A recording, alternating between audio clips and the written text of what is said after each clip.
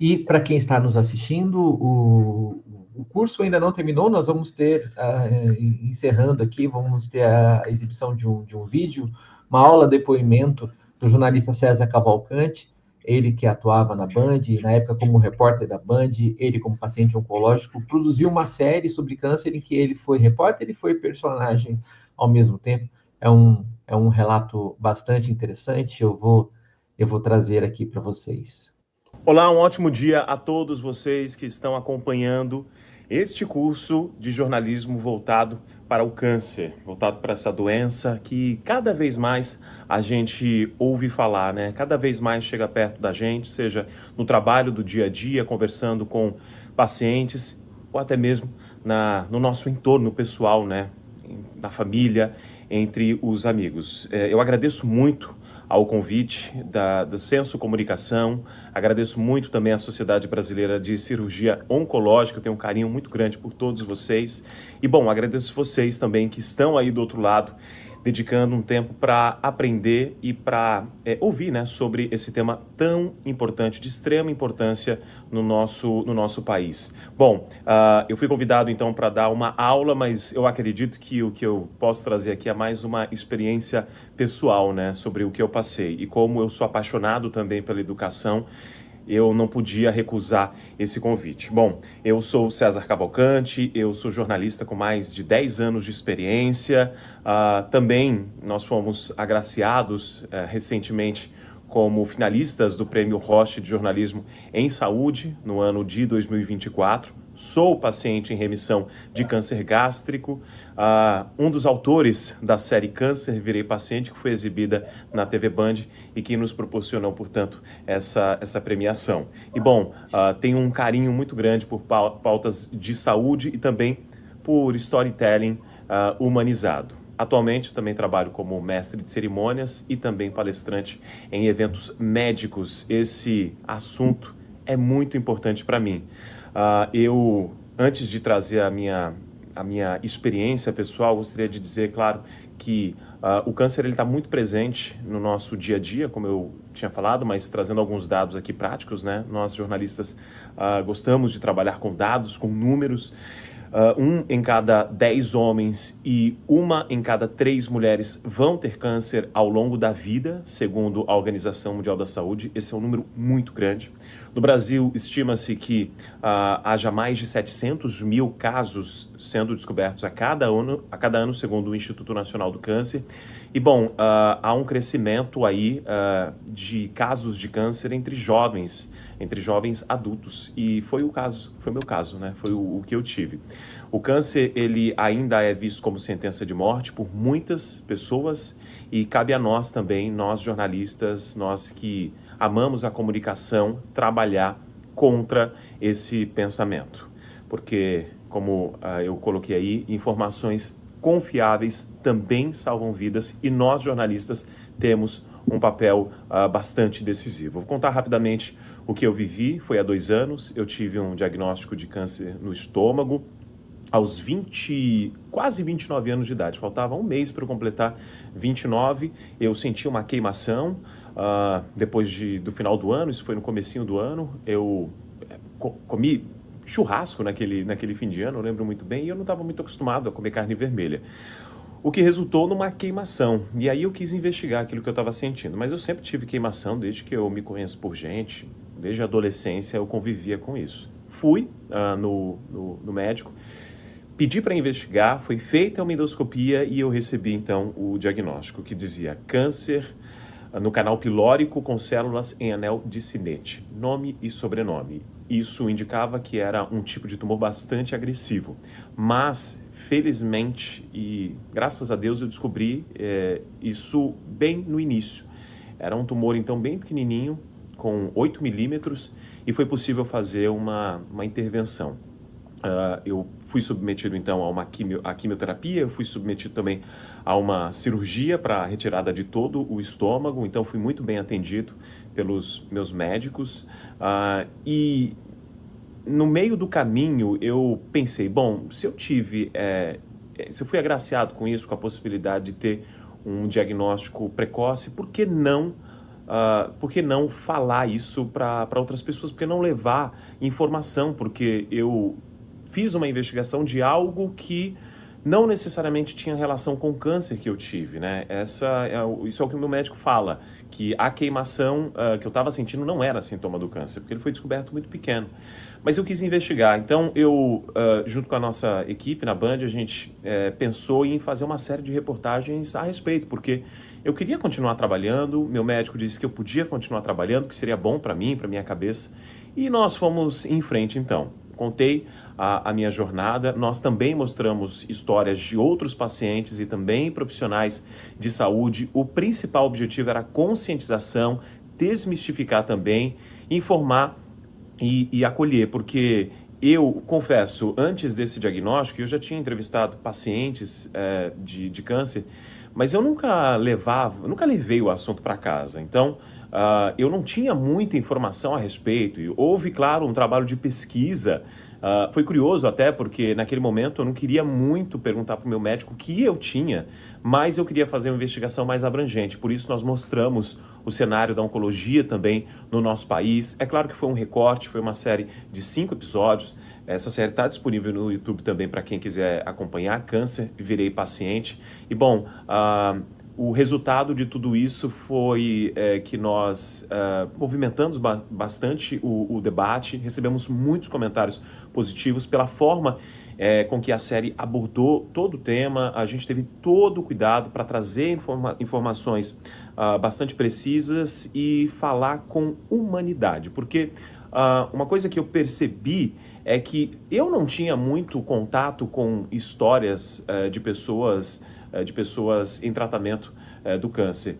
Então, ainda há muito medo, ainda há muita dificuldade de abordar essas pessoas.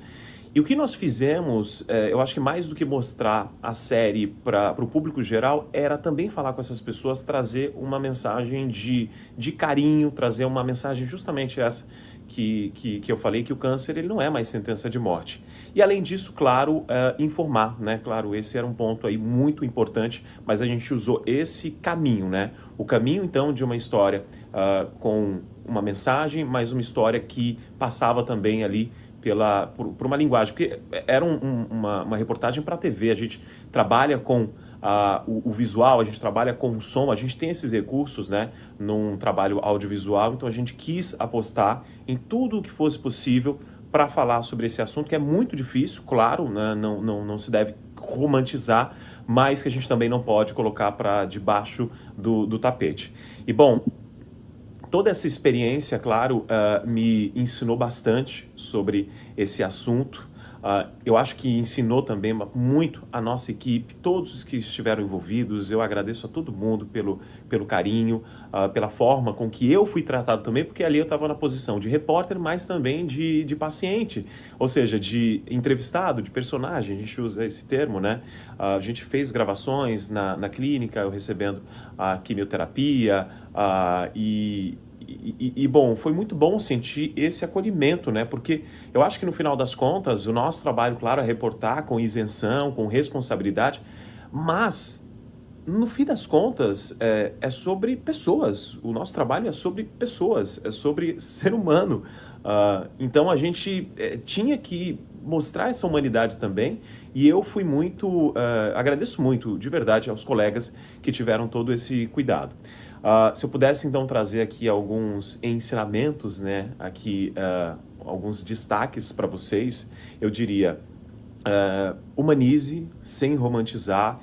Eu evitei o discurso de guerreiro porque é um discurso muito comum também, mas quando a gente começa a pensar com mais atenção por que a gente está falando que uma pessoa está enfrentando o câncer, a gente traz uma linguagem bélica que muitas vezes pode não ajudar. Eu conheço pessoas que inclusive gostam de falar isso, até para se encher de inspiração, mas quando a gente está falando em uma batalha, em uma guerra, em um combate, a gente pode ter um vencedor e um perdedor. E um paciente de câncer que termine ali o desfecho não da forma como ele esperava, não pode ser considerado um perdedor. Então, como a gente está falando para um público tão amplo, é muito importante a gente tomar cuidado com isso. É muito importante a gente ouvir, inclusive, as pessoas, né? Esse é um assunto, inclusive, muito delicado, não há um consenso sobre isso, mas eu acho importante a gente ter cuidado, principalmente quando a gente está falando de relatos em que a gente traz o paciente para falar, em que ele é colocado em uma posição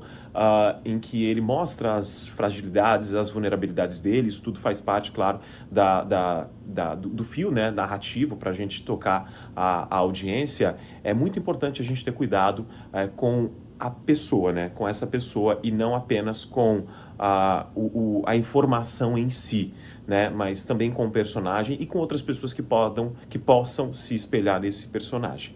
Cheque sempre com especialistas e, claro, com os pacientes, né, mas é muito importante a gente fazer essa checagem de informações com especialistas, porque como é uma área em que muitos jornalistas, eles se aventuram a falar sem ter um curso. Esse trabalho que está sendo feito agora, inclusive, é muito importante nesse sentido, né, para levar informação, para a gente conseguir falar da melhor forma possível, com mais propriedade sobre esse assunto, mas muitas vezes a gente está falando de um repórter, de um jornalista que ele está cobrindo, de um redator que está cobrindo um assunto totalmente diferente num dia, talvez um assunto comportamental. No dia seguinte ele pega uma pauta de saúde e ele precisa lidar ali com um assunto bastante sensível. Então é importante checar com os especialistas. Eu tinha e isso eu vou trazer uma experiência minha. Quando eu terminava ali a entrevista, né, o primeiro contato com com o especialista, com o médico, enfim, com o oncologista, com o cirurgião, eu sempre perguntava: doutor, eu posso depois bater contigo as suas respostas? Sempre eu era muito bem recebido quando eu falava isso, as pessoas falavam que sim. Eu fazia o meu texto, eu colocava ali na reportagem e depois eu voltava, né, a perguntar para o especialista, porque nesse caso não é como a gente estivesse combinando ali com a fonte, né, o que vai sair, ou seja, o que vai sair vai ter que ser exatamente o que a pessoa está falando. Claro que a gente vai fazer a edição, né, imagina uma conversa de 20 minutos ser colocado para quem está acompanhando, para o público, é impensável. Mas a gente precisa sim fazer a edição. E eu achava importante bater esses pontos com o especialista, porque sempre vinha algo positivo. Olha, César, acho que você pode colocar dessa forma, essa palavra talvez ela seja mais fácil para o público entender. Então isso é muito importante também. Um outro ponto que eu quero falar é sobre não disseminar medo, mas também não disseminar falsas esperanças, né? É difícil encontrar, sim, um equilíbrio entre a sensibilidade, entre um material que ele pode tocar as pessoas, mas um material que ele seja também que ele seja correto ali na linguagem informativa dele, e que ele não passe medo para quem está acompanhando, né? Mas também não fale em falsas esperanças. Então é sempre bom buscar esse equilíbrio e sempre bom contar com os pacientes e com os especialistas.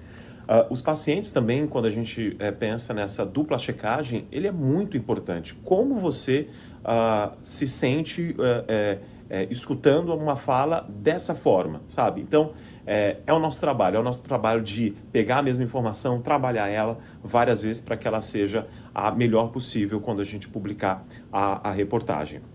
A utilização, claro, da linguagem certa para o público certo, e nisso eu tenho a experiência de ter trabalhado com TV, que é um veículo, né, é um veículo muito abrangente. A gente está falando com pessoas de diversos níveis sociais, de diversos níveis também de instrução, e é sempre bom ser didático, né? É sempre bom falar ali. Eu sempre penso, né? Eu quero falar do jeito que a minha avó, que é a minha vozinha que está lá no Mato Grosso do Sul, ela vai entender e vai fazer sentido para ela. E quando a gente está falando isso, é claro que não é para ser simplista, não é para ser piegas, mas é para simplesmente a gente falar do jeito que as pessoas falam no dia a dia, ou então, se a gente vai trazer um termo técnico muito específico, que a gente traga também a tradução dele. Dessa forma, a gente também não está deixando aquela reportagem justamente isso, né? Simplista. Não, a gente está falando para o maior público possível.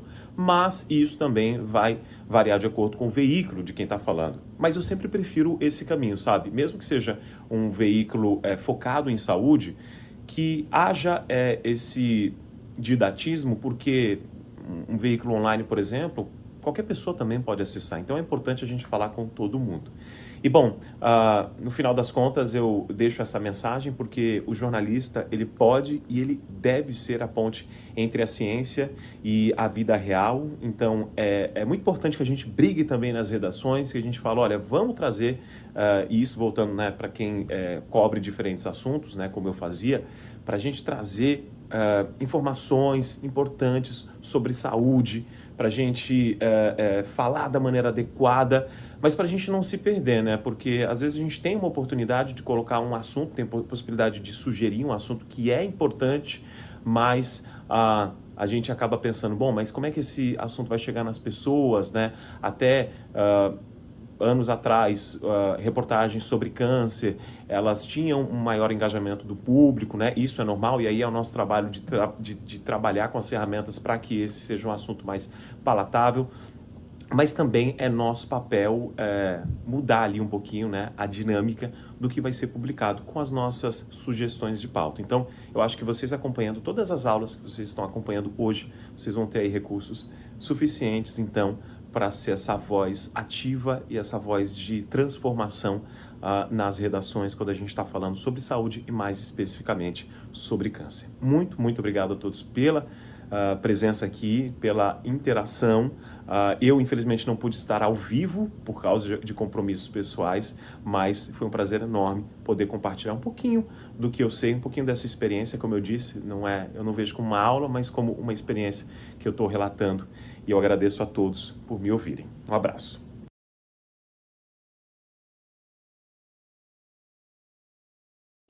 Portanto, estamos encerrando aqui o webinar Curso de Oncologia para Jornalistas e Comunicadores. Aproveito para deixar aqui os meus contatos, o telefone, o celular, o Instagram, né, tanto o meu pessoal como o da Senso Comunicação, né, que é @sensocomunica.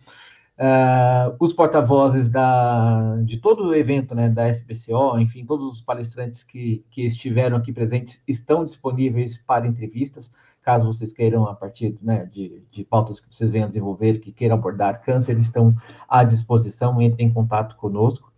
E tanto o primeiro dia ontem quanto toda a programação de hoje estará disponível na íntegra em 2 canais no YouTube, o canal da Senso Comunica, né, Senso Comunicação, que é youtube.com/Senso Comunica, e no canal oficial também no YouTube da SBCO, Sociedade Brasileira de Cirurgia Oncológica, que é youtube.com/SBCO Oficial. Dos próximos dias, os dois dias na íntegra estarão disponíveis para vocês reverem, e também vocês, para quem gostou, né, de toda a programação, poder compartilhar também com seus colegas. E, mais uma vez, obrigado pela audiência que segue conosco, você que está assistindo a gravação, muito obrigado, um grande abraço. Tchau, tchau.